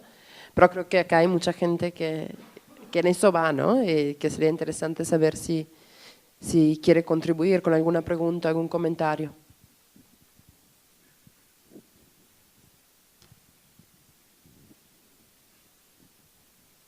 Fuimos muy claras. Mónica, ¿tienes aquí? Sí. Espérame que te pasan un micrófono, por favor. O sea, para hablar de esto de que desaprender, no involucra que ya aprendimos algo, ¿no? Y que ese algo lo tenemos entendido como que sí lo estamos haciendo bien, ¿no? Por ejemplo, en prácticas artísticas podemos hablar de desaprender a pintar, pero siempre y cuando ya sepamos que pintamos bien en base a ciertas técnicas que ya aprendimos, ¿no? Entonces, ¿cómo sabemos si realmente podemos desaprender algo si no tenemos tan claro si lo que estamos haciendo en principio es como pues algo pues verídico para todo esto del arte? Sí, me explico. Te voy a hacer, yo hablo por mí, te voy a ser honesta, yo creo que el tema del desaprendizaje aquí, en mi caso, corresponde a un desaprendizaje ideológico. O sea, de nuevo, o sea, si tú puedes pintar y tú puedes pintar muy bien, pero es cómo usas ese medio lo que está afectando. O sea, yo no veo nada en contra del objeto, yo creo que más bien es cómo estamos produciendo y qué estamos diciendo cuando producimos, que es el problema. Y también dejemos de pensar en el mundo del arte, que bueno, ya sé que por eso estamos reunidos aquí, estamos en un museo y nos dedicamos a esto, pero por eso también salir a la calle y pensar el monumento o pensar en las microviolencias que suceden en la calle, en la sociedad en general y salirnos del entorno de arte para artistas, porque más bien tenemos que empezar a hacer conexiones con todo y no pensar nada más en, pues mi campo es la pintura y entonces yo cuando pinto bien o cuando pinto mal, sino, no sé, hacer como un cambio acá antes de estar haciendo un cambio con la mano, por decirlo de alguna forma, no sé si se entiende. Sí, gracias. Y bueno, también, digo, cuando dices, bueno, si el aprendizaje fue verídico o si lo que yo adquirí fue verídico, creo que ahí es donde empieza, ¿no? Como el ejercicio de verdad cuestionar qué es lo que estoy aprendiendo, o sea, la verdad no la podemos pensar así trascendentalmente, ¿no? Cómo funciona la práctica, que nosotros aprendamos a pintar a la usanza del siglo XV, ¿no? Qué tan verídico, ¿no? Es aprender eso ahora, o sea, me explicó, o sea, creo que es importante, ¿no? A pensar en un contexto amplio, en un horizonte de lo real y de lo material y de lo posible y de lo contextual, donde efectivamente podemos aprender un montón de cosas, un montón de habilidades, incluso técnicas, pero cuál es la carga política e ideológica, ¿no? Que implica llevar a cabo esa faena, ¿no? Creo que por ahí va el concepto del desaprendizaje, o sea, no es un olvidar, al contrario, es un cuestionar por qué he aprendido esto, por qué sé esto y para qué lo voy a usar, ¿no? Gracias.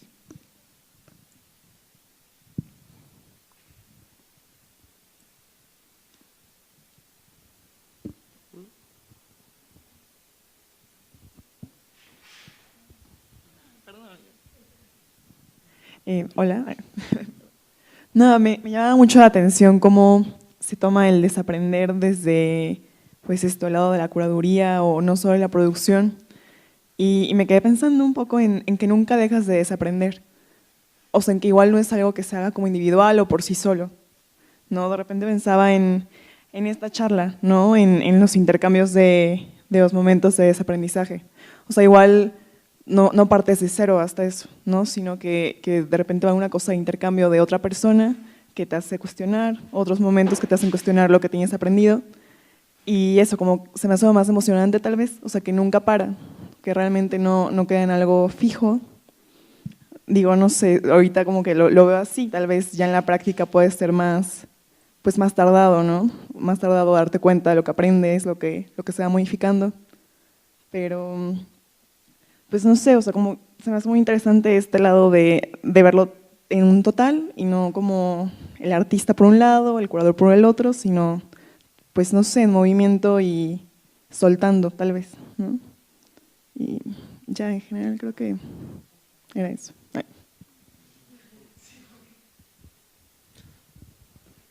Sí, bueno, creo que lo que esta cuestión de la acción, ¿no? O sea, de poner a lo mejor en la palabra en acción, ¿no? O sea, pensarla como una actividad constante, creo que tiene sintonía perfecta también con el ejercicio, ¿no? De estar activo en la cultura, en el contexto, en la ciudad, ¿no? No perseguir tampoco la idea del resultado final, que eso creo que también apela a una forma que va a acabar en una cosa instituida, ¿no? Más bien es como precisamente la acción constante de cuestionar y que también a lo mejor la palabra ahí interesante es el pensamiento crítico, ¿no? A cuestionar todo el rato cuáles son los fundamentos sobre los cuales opero, ¿no? Y a partir de ponerlos en cuestión o tratar de complejizarlos, es que aparece, ¿no? la posibilidad del desaprendizaje. Y desaprendizaje también en el sentido descolonial, vaya, creo que eso es importante, o sea, reflexionar cómo hay una construcción que se vacía en nosotros, ¿no? Que tampoco, que la tenemos asumida, pero que vale la pena cuestionarse de dónde viene, ¿no? A lo mejor para no hacerlo tan abstracto, por ejemplo, no hablamos de este slide y ahorita por casualidad está, es que mi primer desaprendizaje así serio, fuerte, fue en el 2013 con el PEI, y esto es como una imagen de la página web, lo pueden consultar. El proyecto que acabamos haciendo con Preciado fue Museo Oral de la Revolución, y básicamente para desaprender un chorro de normas y esquemas y verticalidades que se daban en la sociedad pues, catalana, pero también en la de todos nosotros, porque éramos estudiantes de Latinoamérica, de Estados Unidos nunca hubo, de hecho, pero de otros países, Italia, lo que sea, Turquía, tuvimos que desaprender muchísimo recuperando temas históricos, por ejemplo, manifiestos antiguos, olvidados, o ejercicios corporales que nunca ejercíamos. Entonces fue mucho trabajo y acabamos muy confundidos por un periodo porque estábamos ejerciéndolo, todo lo que estábamos recuperando de la historia que no conocíamos y que estábamos desaprendiendo cosas actuales, las empezamos a ejercer y encarnar en vida propia, o sea, nos desarregló toda la vida. Yo corté con mi novio, gente empezó a emparejarse y a hacer así como una comunidad así súper libre y fue así como súper revolucionario para nosotros a pequeña escala y personal, pero fue un ejercicio de desaprendizaje aprendiendo cosas nuevas o descartando hábitos ya bien amañados. Entonces, esa cosa de entrar a hacer ejercicios de educación o de transformación, cuando los llevas a tu vida personal y te revolucionan la cabeza y el corazón, por decirlo de una forma cursi, es cuando empiezas ya a desaprender mañas y a actuar diferente y a cambiar el rumbo de tu práctica, tu trazo. Entonces creo que por ahí va la cosa y esto es como que si no lo quieren escuchar tan abstracto, que lo entiendo porque es como que ¿qué desaprendemos? O sea, ¿y cómo? Pues va por ahí un poco. Entonces, ejercicios que acabamos concretando fueron intervenciones en la calle, muy orales, había, por ejemplo, yo más, o sea, en mi caso, lo que yo me impliqué más con una amiga mía brasileña fue acercarnos a un lugar que se llama Radio Nicosia, que está totalmente dedicado y hecho por gente que se asume loca. Es gente que clínicamente las han etiquetado como personas que tienen deficiencias químicas y se tienen que medicar, pero ellos hacen una comunidad y se llaman locos y tienen una radio y hacen poesía y hablan de sus temas. Entonces nosotros nos acercamos a ellos para escucharlos y para invitarlos a que hagan una especie de manifiesto que luego se enunció en la capella de la Plaza de los Ángeles, del MACBA, y fue un ejercicio bien bonito porque haces enlaces, desaprendes cosas, haces empatías y entonces son ejercicios sencillos pero son muy potentes y a lo mejor eso es como parte de un recorrido que podemos pensar como desaprendizaje. Por ahí va.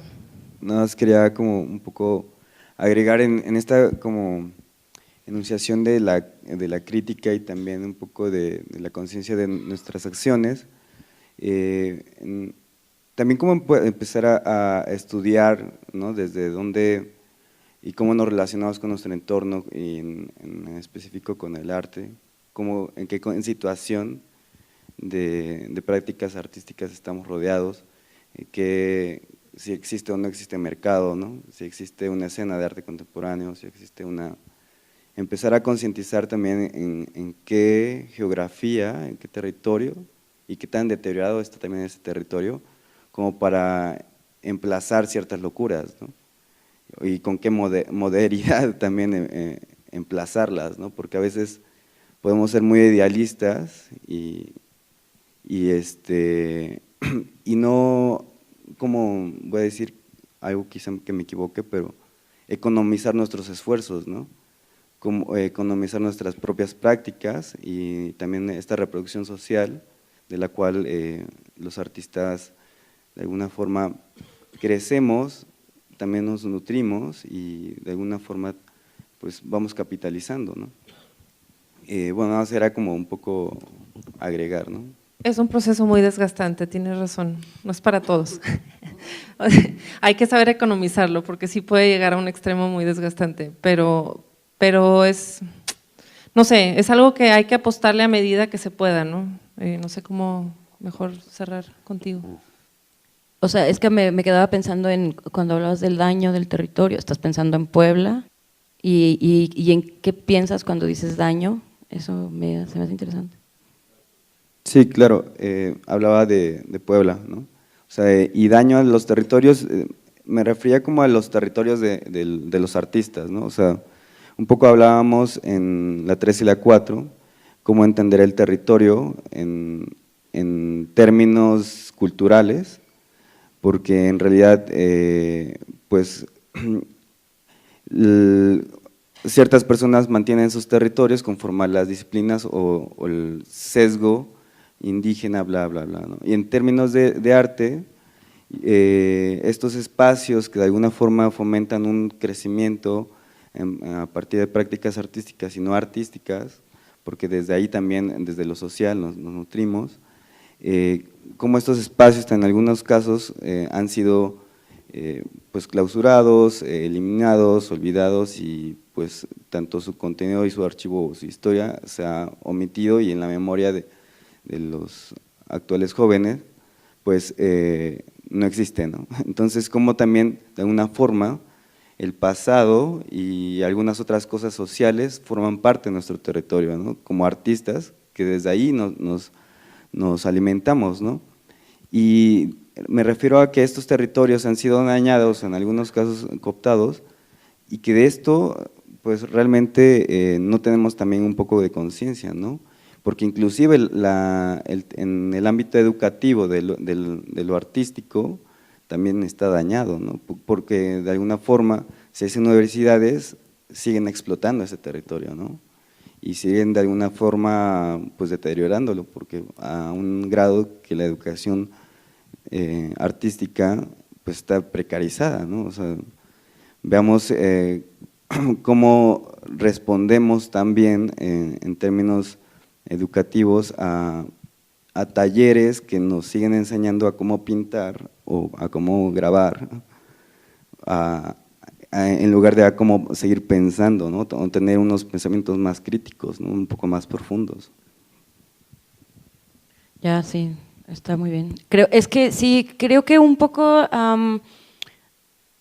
mí me gusta mucho el tema de la educación artística, así a nivel instituciones, ¿no? Es un tema que me interesa mucho y que me preocupa un montón, ¿no? Porque son lo que hemos dicho siempre, ¿no? Montones de escuelas que forman estudiantes que quién sabe a dónde van o a qué se dedican, o entonces para qué me profesionalizo en arte si en realidad termino en algo distinto, ¿no? O sea, ¿cuál es el objetivo? Pues es un objetivo que, sobre todo por parte de las escuelas privadas, pues se antoja lucrativo, ¿no? Como que está chido estudiar arte, pero qué hagas cuando te vayas, pues quién sabe. Que le pasa a prácticamente todos los estudiantes, ¿no? Pero que en arte es un poquito más dramático, creo yo. Y bueno, creo que parte del ejercicio, ¿no? de lo que hemos platicado es precisamente entender que, bueno, repensar el concepto de valor, ¿no? Que no necesariamente es valor financiero, hay muchas otras formas de producir valor que quizás es más importante, ¿no? que el financiero, pero que no estamos viendo. Tenemos ese gran, y quitemos la palabra capital, ¿no? O sea, tenemos esa gran comunidad afectiva de artistas poblanos que de verdad es grande, ¿no? Y de verdad está buena, pero no la repensamos, ¿no? Bueno, sí es lo que estamos haciendo ahora nosotros, ¿no? Pero claro, quizás deberíamos de hacerlo con más ímpetu o no sé, o eventualmente soñemos con que se iba a terminar en algo, ¿no? Sí, por ejemplo, mi papá es economista, ¿no? Y de repente le planteaba este término del capital simbólico, ¿no? Y en algunas situaciones me llamaba la atención de cómo desde él, siendo economista, entendía la idea del capital, que significa la explotación del otro, ¿no? Para el beneficio propio. Y cómo es que él, de alguna forma, también reformulaba esta cuestión del lenguaje y cómo el lenguaje también nos significa y nos da valor uno al otro, ¿no?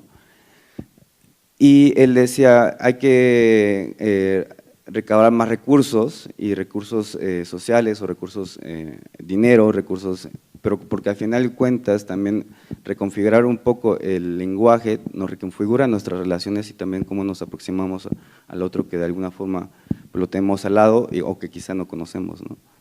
Y cómo plantear la idea de recursos o la idea de recurso también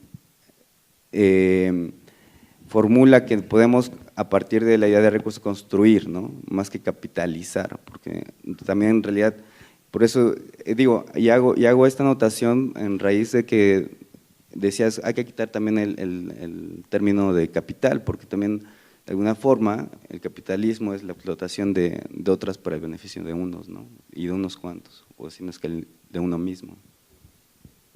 Lo voy a volver a bajar al campo tangible, para no estar hablando de conceptos.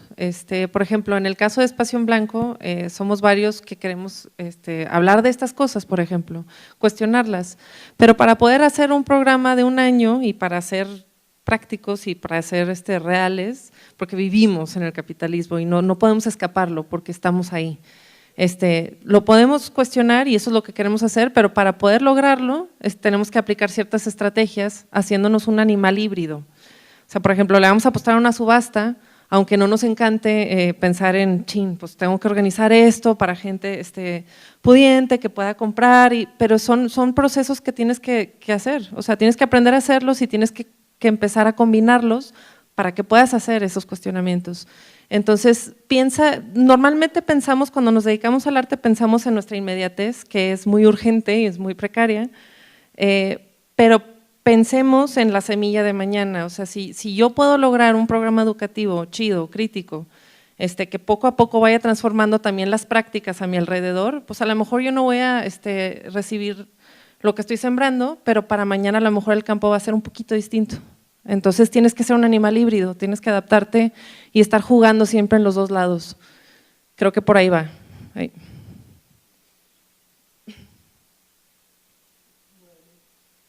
Vamos a hacer una última pregunta breve porque el tiempo ya nos comió un poquito. Hola a las tres. Mi pregunta va para Ana y Alma.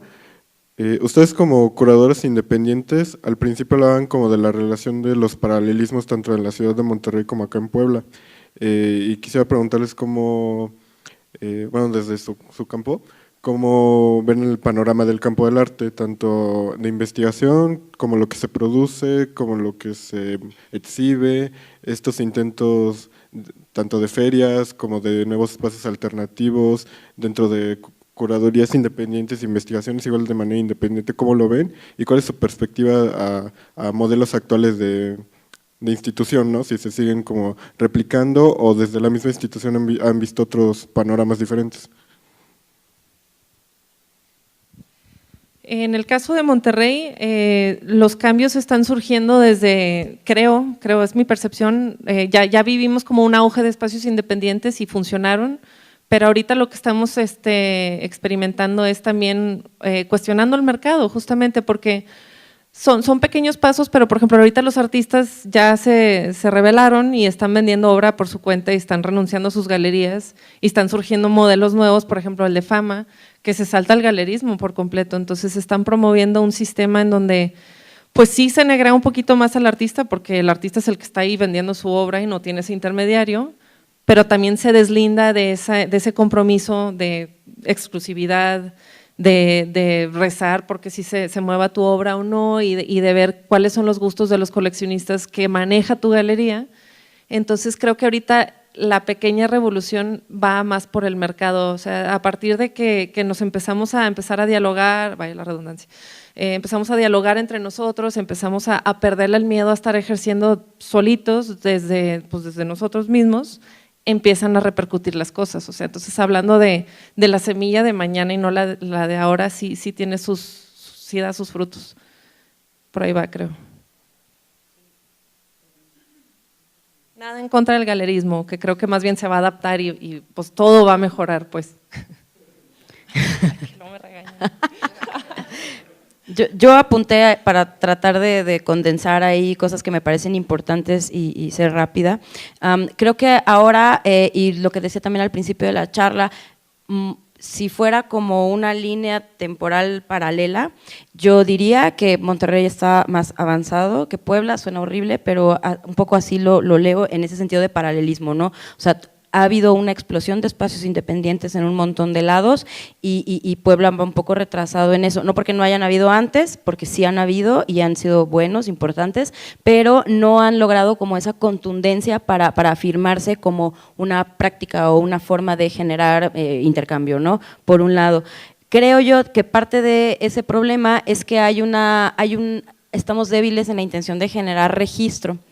Y entonces nos autoeliminamos, nos autoolvidamos, nos pensamos muy individualizados y entonces fallamos en la capacidad de generar lazos, genealogías, ¿no? para seguir hablando y permitir que se fortalezca la práctica de los espacios independientes, que tampoco es como el non plus ultra, pero es una posibilidad que se ha visto muy pertinente y en la que nosotros apenas ahí como que vamos viendo qué onda, ¿no? Creo que sí hay investigación, en el campo de la investigación no está tan mal, aunque necesitamos descolonizarnos un poquito más.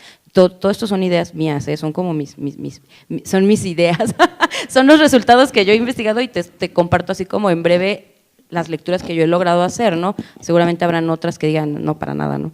La curaduría me parece que la tenemos súper carente, ¿no? Creo que al faltar espacios o al faltar espacios incluso para escribir o lo que sea, pues hay todavía un ejercicio bien fuerte por hacer ahí, no nos las tomamos en serio y el ejercicio curatorial lo pensamos como pues échale un texto ahí y hazle acá y invéntate un show, ¿no? Y no, insisto, para mí eso no es, por eso me parece que para mí es carente.